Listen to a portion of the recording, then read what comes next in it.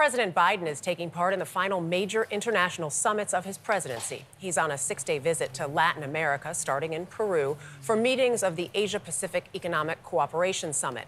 Early next week, he'll be in Brazil for the G20 summit.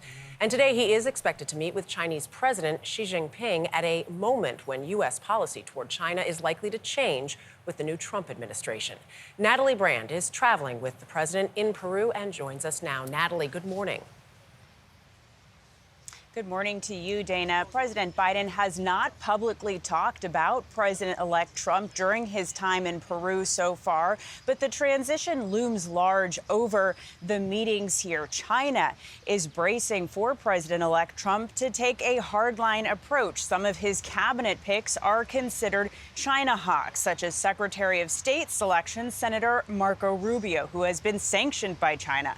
The White House says President Biden can't speak to policy changes that could happen under the next administration, but still believes keeping the lines of communication open is important to ensuring a smooth transition and managing the complicated yet consequential relationship between the two countries. That's why later today, President Biden will sit down with Chinese President Xi, the third in-person meeting of his administration. The White House hoping to build on their meeting from last year in California. At that time, resuming military-to-military communications was a key outcome since those communications had frozen as tensions flared last year.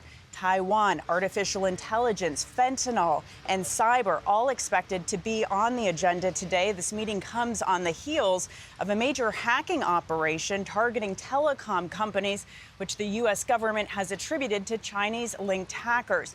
Now, while this meeting is expected to be largely ceremonial, a chance for these leaders to reflect, one expert on the region notes that President Xi may be trying to publicly signal a willingness to potentially strike a deal with the U.S. in light of the presidential transition and the threat of tariffs under a second Trump administration. Michelle?